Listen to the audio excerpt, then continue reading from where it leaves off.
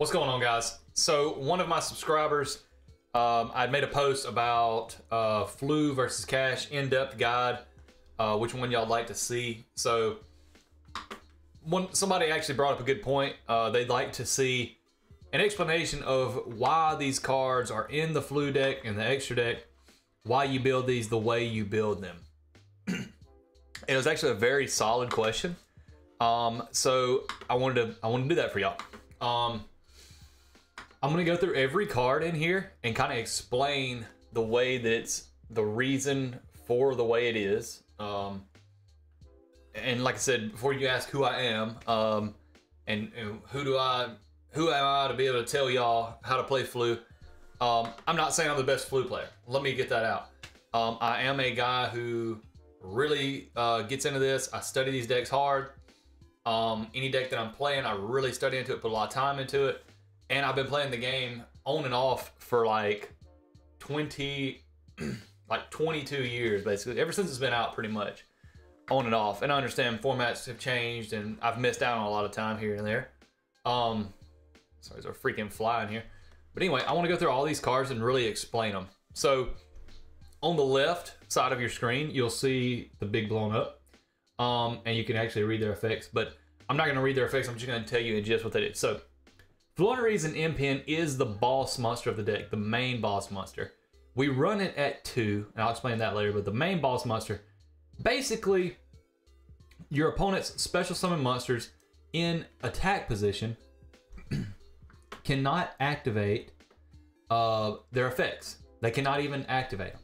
So that's very powerful. So if something like tributes for cost or something like that, they can't even attempt to activate those effects.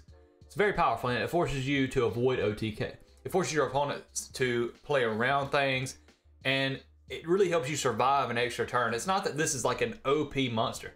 2700 attack, and that one effect. Then he also has an effect, quick effect. You can banish one card from your hand, any card. A lot of people make this mistake that it has to be a little bird to do that. And because a lot of this stuff in this deck does require a little bird. But keep in mind, this one doesn't, and it'll basically drop your opponent's attacks in half.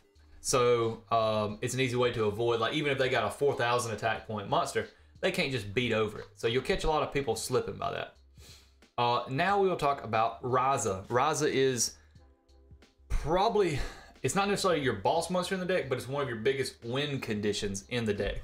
So you're wondering, why is that? Well, you can summon this thing different ways. You can summon it by just tributing one monster. So it also has an effect when it's when you tribute a wind monster, he gets an extra removal from the field. So let me show you this. I'm gonna have to read this one because this one is actually a little bit weird. Target one card on the field and one card in either graveyard. Also, if this card was tribute summoned by tributing a wind monster, you can target an additional card on the field. Place the first targets on top of the deck in any order. So if your opponent has a brick in the grave, you can place it on the top of their deck so that you can ensure that they don't draw anything good. Okay? The other one is if, like, say your Harpy's Feather Duster is in the graveyard, or Dimension Shifter, you can put them on the top of your deck and just keep cycling back through them. So it creates really cool interactions there. And then it can also send another one back to the hand, an additional target, if you used a wind monster. So you get to target an additional card. So basically, it's a really big deal. Additional card on the field, one card on the field, and one card in either graveyard. So it's one card on the field, basically 2 cards on the field and one in either graveyard. So you could recycle your stuff or put a brick on top of their deck. That's what I was trying to get at. Apex Avian. This is a card that is basically, in a nutshell, this is your Omni Negate for the deck. This is your Omni Negate. It is how you avoid evenly. It's how you avoid Lightning Storm or Raigeki. Any of those options. It's an Omni Negate, and it's recyclable. There's times where you can summon it twice on one turn because it comes back to your hand, which is very, very handy. Now we're gonna go for Dimension Shifter. A lot of people already know what this is. Basically, any card sent to the graveyard is banished instead. So this card is super powerful for this deck because most of your cards do not care if they get banished. Your little birds literally love to be banished. They absolutely love to be banished. So this card's pretty simple. So we're maxing it out, of course. Eaglin. Let me start with Robina. I'm actually gonna start with Robina instead. Robina is your #1 bird. It's your little bird. It searches any other little bird, okay? And that's as simple as that. It just searches any of your little birds. And your little birds are the 1-star monsters. So #2 bird is Eaglin. It searches any of your big birds. Level 7 or higher. Hence, you have a level 8, a level 7, and a level 10. I think he's level 10. Yeah, level 10. It doesn't really matter in this because you're not extra deck summoning much. Stree. Notice this list maxes out on Stree. It's a consistency thing, and plus it can get its effect off by banishing something from any graveyard. So it's really good in this format to banish stuff like the Fire King stuff, all that.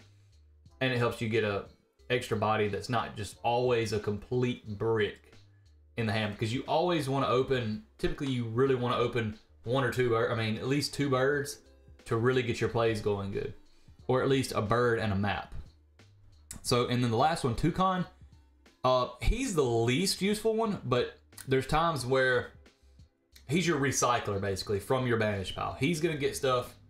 So if you banish it with Stree, and then you get it back to your hand with Toucan, basically they kind of synergize together. But this one, there's an argument you could play one more, but you would have to cut something, and this deck just doesn't have a lot of room because it already has a bricking issue.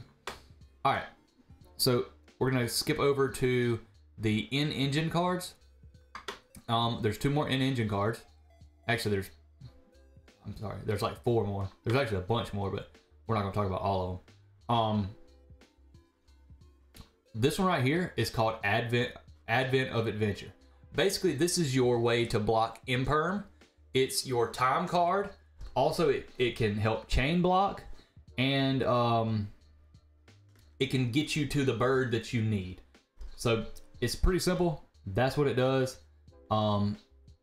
Pretty simple stuff. The map, this is your, like, almost your win condition. Like, you open this and one of your birds, it's going to be very hard for your opponent to stop you. They're going to need at minimum 2 or 3 hand traps to stop you if you open well with this. Basically, this is your field spell. You can reveal one level 1 Floowandereeze monster in your hand, and then banish another, and then normal summon this one. So it doesn't burn your normal summon, your original normal summon, and you have something in the banish pile to chain block. So that's another thing about these little birds. If they're banished, they always banish face up when they leave the field. That's another unique thing. They can't even be banished face down. I don't think there's any card that can banish them face down, because of the way the way they're worded. So when they're in the grave, anytime something's normal summon, winged beast, I think it has to be a winged beast. Let me make sure. Yeah, if a winged beast monster is normal summon, they can activate to add back to your hand. So it helps with chain blocking, because things like Ash Blossom have to be the last thing on the last thing. They have to chain to the actual card that's adding from the deck, not from banish. That's not something that's ashable. Okay, so I've explained the map. Explored wins, unexplored wins. This is a 1-of in the deck because it can brick your hands up. It's searchable. That's the key here. If you open it, it's not the end of the world, but you don't want to open multiple. So this card, it does 2 things. I'm going to simplify this very simple. So it will let you tribute. So monsters that are over 5 stars or 6 stars, okay, whatever. Over 6 stars, I think it is, yeah, require 2 tributes. So this card enables you to use one of your opponent's cards. It's not just their monsters. Do not forget that. That is key. A lot of people forgot. That's actually a mistake I had made. For some reason, I had got it in my head that it was just for monsters. But yeah, it's good for that. Also, you can add back to the deck two wing beast monsters in your hand, and you can add you can draw 2 cards, or how many ever you put back in. Then this new card, this is actually new. It's not an engine piece, but it might as well be now. You can tribute 1 wing beast monster in your hand or face up field. Add 1 wing beast monster from your deck to your hand. So it's basically a way to turn this bird into that bird, this bird into that bird, this bird into that bird, whatever you need. Also, it's a way to block Imperm and chain block things like Ash Blossom, etc. It's just a really good card. Now for Dreaming Town, this is your trap. Basically, this card is like your MVP. It's searchable, but you don't want to run multiple. Some people do. And I can see the argument, maybe 2 and 2 of these, but I'll get to these other cards later. But this card, hold on. This card, during the main phase, immediately after this resolves, you can normal summon 1 level 4 or lower winged beast. If you tribute summon a level 7 or higher monster while this card is in your graveyard, you can banish this card, change all monsters your opponent controls to face down defense, so it becomes a book effect. So typically what you're gonna do is let them build their board to a point to where you're like, yeah, I better do something here, like where the threat of access code talker or something, which even that would even work. Whatever, there's monsters they can climb up to that would be problematic. So before they do that, you can book you can start doing all your plays with this. Then at the end of it, you summon, say, this, and then Book of Eclipse all their monsters, and then you have Omni Negate. They can't put their monsters back to face up defense. I mean, to face up attack if they've, or if they didn't get summoned anyway. If they didn't get summoned like the last turn or something. So anyway, that's why. That's why I play that. Now, I'm gonna save this for last because I know a lot of y'all probably already know about that card. Pot. Simple. Pot of Duality does not conflict with us. Not many decks can play it because you cannot special summon the turn you use this card. And it doesn't add cards to your hand. You add one of them. It does add cards to your hand, but you're not drawing them, basically. So it doesn't conflict with Pot of Prosperity, which lets you reveal 6, because we're playing Flu. We're going to reveal 6 every time because we need consistency. Because this deck really only has one starter in actuality, and it's Robina. Because the map alone doesn't do anything, and Advent does not do anything on its own. So you got decks like Snake Eyes Fire Kings with like, what, 10 starters in the deck or something crazy? This deck is not like that, so it typically requires 2 card combos or a way to get to it. And that's why our pots come in place. Terraforming is just another way to get to your field spell. That's with any field spell deck. Dark Ruler no more. The reason we play it at 1, same with Harpy's Feather Duster. So there's an argument we could play more birds just so that we have more consistency. But the last thing you want to do is brick on too many birds that you can't use, especially going second. But let's just say we open up and we have a pot in hand, but we already have everything we need. You know, we could do a couple pots. Sometimes you prosperity this, or you get this and then get prosperity, then do that, and then we get this. Then we can basically just nuke their board basically with Dark Ruler no more. Make it to where none of their Omni Negates are any good, any of that stuff. So yeah, it's just a good one of to play. This is a flex spot, and then Feather Duster. Everybody knows what Feather Duster does. It's gonna get rid of your opponent's back row. Very simple stuff. Again, it's only at 1. It's limited anyway, so you couldn't play more than 1 if you wanted to. But it's just a very strong one of. There's a reason it's at 1. It's a no cost, destroy all spell and traps your opponent controls. It's basically spell Raigeki. Now, for our last card in our main deck, Harpy's Featherstorm. So I'm choosing to run 3 because this card is so powerful. Going first, going second, it is so powerful. I mean, wow, it is just so powerful. It's better going first, but there's a lot of times going second where you can set up a mediocre board. Maybe you just have to end on this for some reason. Well, guess what? You activate this the next turn. There's a good chance you're surviving. Or if you know they have an interruption, you just summon this. You can just summon this and then make, or if you can get 2 birds out, sometimes you can end on this and then it doesn't conflict. You see what I'm saying? Same with this.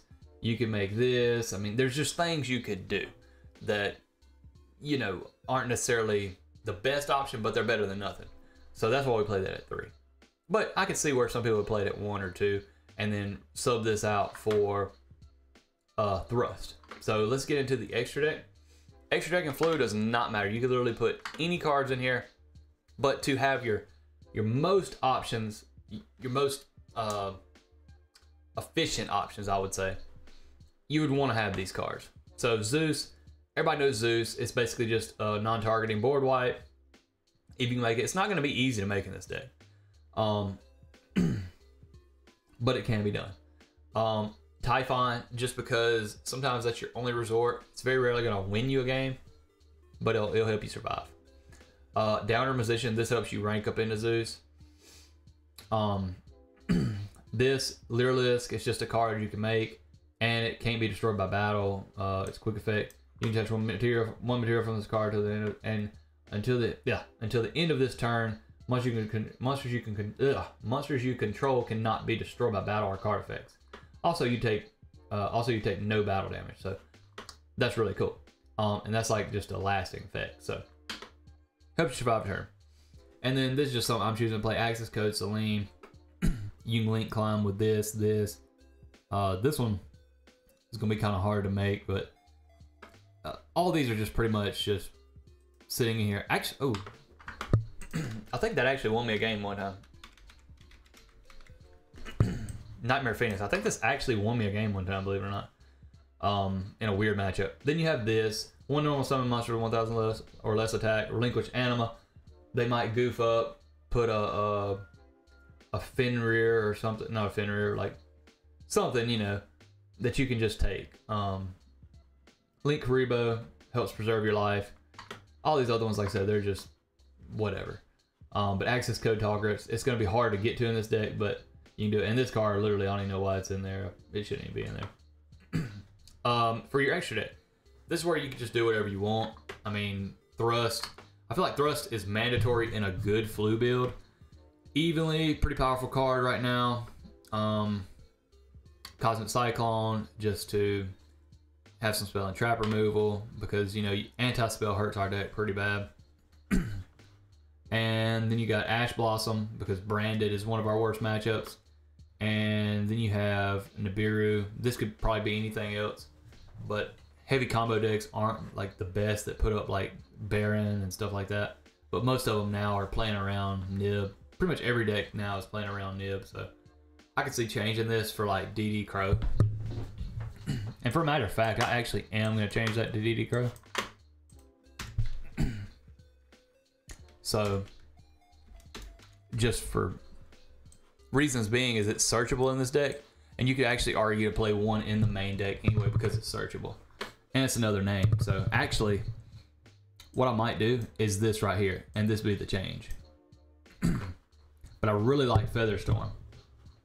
But you know, you kind of have to ask yourself, and then Dark Ruler, do you really need that at 1? Maybe not. You could argue to run all the DD Crows now over this, and just play like 2 of them. That because you got this card now. So there's a lot of if, ands, or buts with this deck. But anyway, so yeah, we can run it like this. I'll actually just leave 1 in there and then play 2 Featherstorm, but I really want to see Featherstorm, so I'm trying to think what we could cut. Probably the Dark Ruler. We could cut the Dark Ruler and just side it with Thrust, because we're really committing to going first with this. So let's do some gameplay. First, we'll just do like a test against a computer, so I can show y'all uninterrupted. So this is what I'm talking about with Flu. Let me show you something. And this is a terrible hand. Like, it may have bricked us. Kind of bricked us. But this happens with Flu. So we're going to activate the map here. You're going to activate the map to reveal this. Sorry, I should do this on something else because this always changes. It's really annoying. So here you would just banish the Robina because we need to get Robina. So we're going to have to just activate this. Unfortunately with this, it's not going to let us chain block.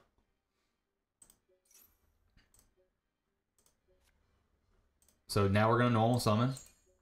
This is not an ideal hand by any means. We could have went with this, with map, to chain block if we needed to. And that probably would have been the smartest thing to do there. But in this situation, we're going to pretend like there's no hand traps. So now we're going to normal summon again. Basically, every time one of these normal summons and activates this effect and resolves this effect, you can normal summon again. So now we grab MPM because we didn't open the trap. So now you're going to tribute. Typically, you're going to want to tribute these. So chain one, chain two. So I would only add one of these back. There's an argument for both of them since we already have tribute fodder here, but I would typically add Robina back because we have the advent. So we're going to be able to chain block. So we're going to add the trap. We already have the map too. So the map also allows if your opponent normal summons. Oh, I did not mean to do that. Oh my gosh. So I just made a mistake there by accident. That's why I don't like this because it makes you click. So anyway. All right. Because you always want to have a bird in hand. But we'll be able to play through this. It's not that big of a deal. So we'll set this. So now we're in a pretty good position.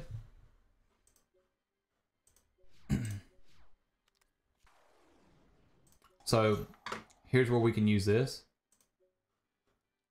Don't use the trap. Use the map when you can. So we're going to add Apex Avian.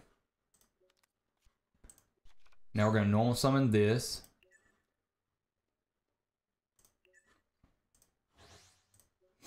Now we have an Omni Negate. We're going to go ahead and add back to our hand the Robina.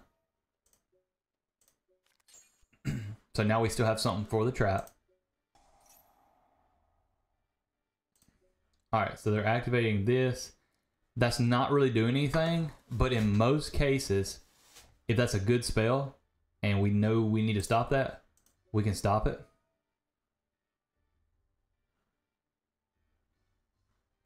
So we'll return this to the hand. Alright. So now, in this case, they're not going to be able to summon anything else out, but typically you'd have a big board full of stuff. You'd activate the trap, normal summon this. Okay. So we're going to trigger Robina. Trigger this to chain block. And now we're going to add Stree since this is not in the mix yet. So we have an option here. We can normal summon Stree and then banish the Dreaming Town but that's the only thing in our graveyard, so we don't want to right now. We want to book our opponent's monsters. So we're going to normal summon this back out. It's not once per turn. So now we're going to go chain one, chain two, and book all their monsters. So at this point, they're just activating some weird spell. It doesn't really matter in this case. For what, you know. And of course, in a real game, you would not use it right here. And I'll show you what we'll do in a real game before. Okay. Alright, so we have the map again, and I'll show you how to use the Ryza. So we're going to reveal this. And we're going to banish. In this case, we're going to banish. It's kind of tough. In this case, I'm going to banish this because we know that they don't really have anything to stop us. And we have chain blocking. So we can add back the trap, or we can add back Dreaming Town. If you know that you can OTK on this turn, I'm adding back this. If you don't know that you can OTK, you would add back something else. So now we're going to normal summon Eaglin, specifically Eaglin, because we want to search Ryza.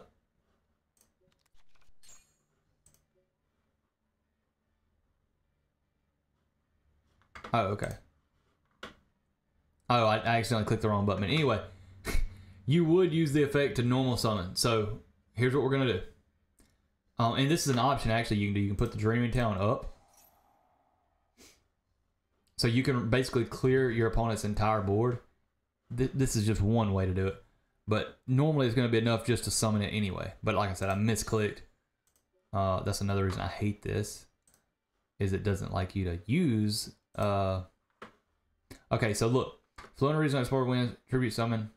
So we're going to use a wind monster. And we're going to use their face down monster. So let me show you this. So we can put this on the top of the deck. And we can put this on the top of the deck. And now, I wouldn't have added that back to hand in all actuality. Okay, so what we did is we put, and you can select which one's placed on top. So in that case, it doesn't matter. Let's just say this is something you're playing Snake Eyes, DD Crow. You can take it out of there. All right. So at this point, let's just say we needed something else. So we could activate Unexplored Winds. We could banish. We can get back to Stree pretty easy. So we could get rid of Eaglin because we got all of our big bodies out. So we could get rid of Eaglin and Stree. Put these back in the deck to draw 2. Alright, so again, let me show you this. So we've drew cards, so you can't use pot this turn. It'd be good if you could, but you can't, not when you've done this. I'm just gonna activate this because it keeps trying to trigger. Say we need Eaglin back in hand. For next turn, you can do that. You can gain life with this card. So then you'd set this one for next turn, which we opened kind of poorly this turn, but we have enough for game here. So we'll just go in for game. You have an Omni Negate still on the board. You have follow-up for next turn if they normal summon, and you contribute one of their monsters, or one of their cards, period. So now we attack for game. It's just game there. So anyways, like I said, that was a terrible hand. Anyways, guys, I hope that helped. Like I said, by no means am I the best blue player ever, but I've definitely had success with the deck. And I mean, even like there, you know, I was clicking the wrong button and stuff. So just be careful with stuff like that and how you chain things. And you should be really good and have fun with the deck. Believe it or not, it's really fun and effective deck.